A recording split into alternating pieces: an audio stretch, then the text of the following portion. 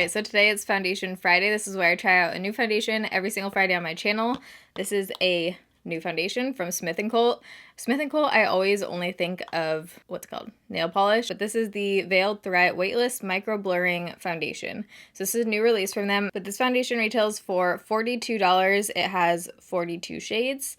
And it has 1.11 ounces of product, so a little bit over a standard fluid ounce of product. As far as the shades, here's what they look like. I'm really glad I didn't order online because I would have picked a total wrong shade. I actually went with the shade 130 Neutral because I saw this in store and I kind of just eyeballed it. So it looks like that's actually the fourth lightest shade. It says fair skin with neutral undertone. But it says this foundation softens skin with an illuminating and oil-free matte finish. It says it's long wearing with buildable medium coverage. It has aloe vera gel and chlorophyll to help instantly calm and brighten. It says it's transfer resistant.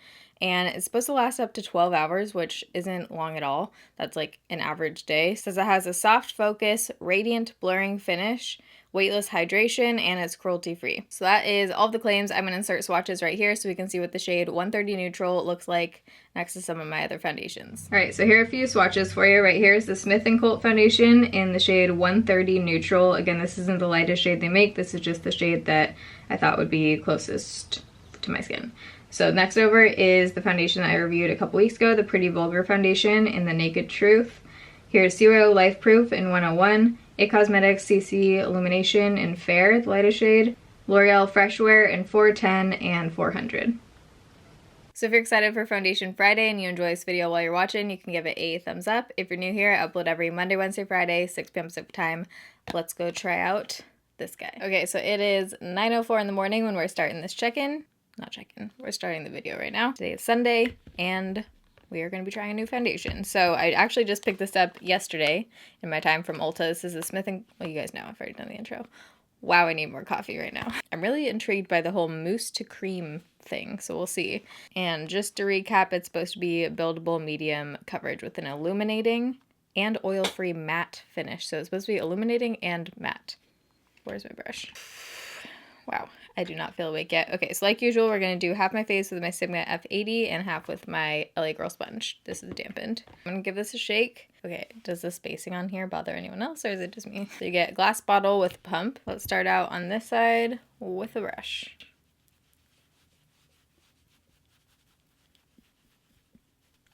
Has better coverage than I was picturing. It blends easy. I wouldn't say anything about this is moussey, so not sure where they're getting the mousse to cream thing. Like, it's literally just a liquid foundation. When you pump it out, it looks the same as any liquid foundation. So I'm going to do half my forehead here. I'm definitely going to have to smooth this one out with a sponge right there. It's not looking, like, amazing between my eyebrows. It looks a little bit dry. But we will go in with a sponge on the other side, and then I'm going to see if I can build this up at all. Hiccups. Okay, so I'm going to smooth over right here and all over.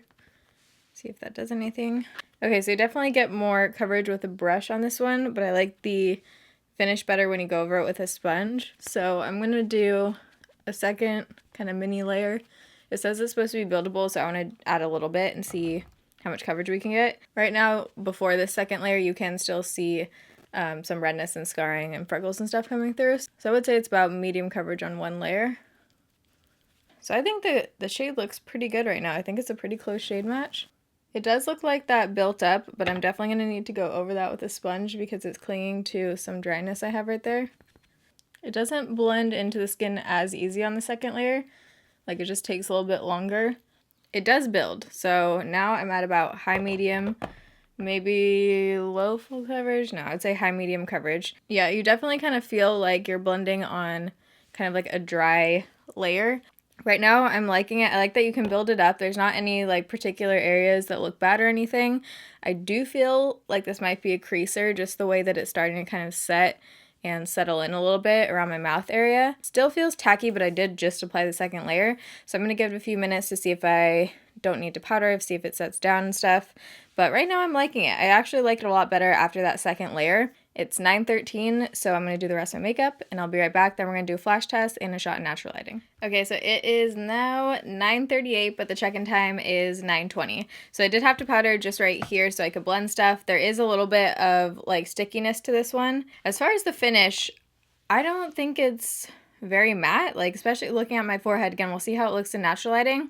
It says illuminating matte finish, so that could go either way, but I would say it's illuminating. It does look like it's starting to get a little bit heavy around my nose area. On the rest of my face, for bronzer, I used the Bobbi Brown number 2 medium bronzer. For blush, I used Bare Minerals, that peach though. For highlight, I used the same MAC one. I used this shade right here today. For eyeshadow, I just used 2 shades from the new Neon Huda Beauty palette.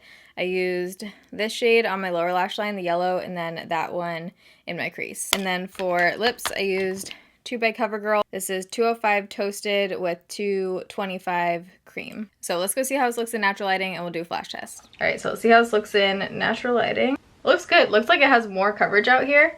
Like I feel like I do look like I have full coverage right now. I think this shade is pretty good. Yeah, looks like the shade is pretty good. Matches my matte. Oh my god, words today. Very glowy. So I wouldn't say this has any kind of matte finish. Like look at my forehead and around my nose. I think it looks better in natural lighting on my forehead. It looks pretty good. I like how it looks on my forehead. Down here, like I said, it does look a little bit heavy around my nose area. And it's starting to crease around my mouth, but not bad. It definitely looks almost like oily around here, which is weird. So we'll see how that looks throughout the day, but it's like emphasizing my pores a bit. So let's do a flash test.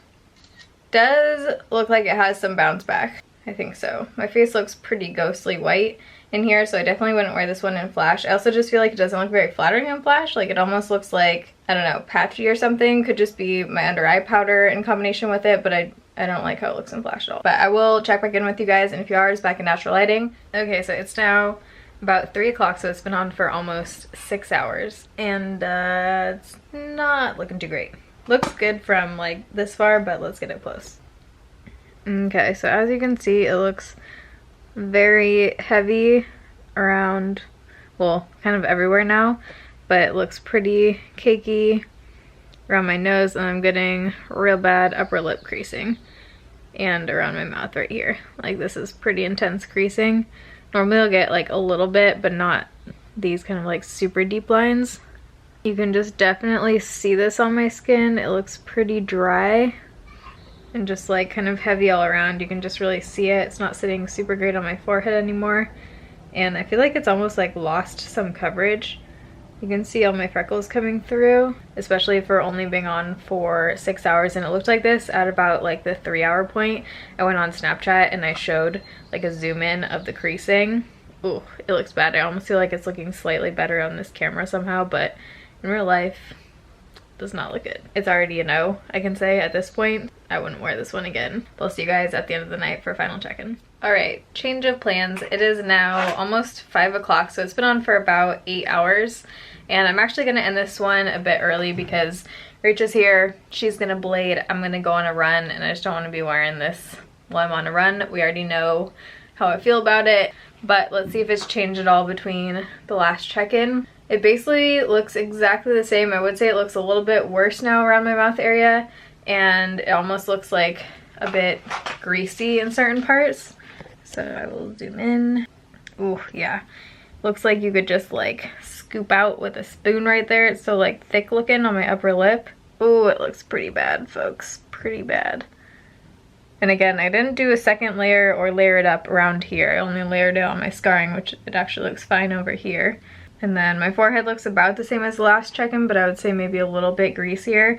It doesn't look like it has as much coverage as it did in the morning, and it also looks like it's separating a tiny bit right there. So this one for me is a no. I don't think it's really worth it to like use this one as a mixing foundation or anything because I don't particularly like one thing about it. Good at the beginning and then just kind of like majorly went downhill. So this might wear totally different on your skin, but I hope you guys enjoyed this Foundation Friday. If you did, you can give it a thumbs up. I'm excited to wash this one off my face. Also the shade, by the way, if you did want to try it out and you're around my skin tone, could be because I'm still a little bit sunburned here, but I do think the shade is about maybe half a shade too light. So just as a shade reference for you. But I love you guys. Thanks for watching. See you in my next video.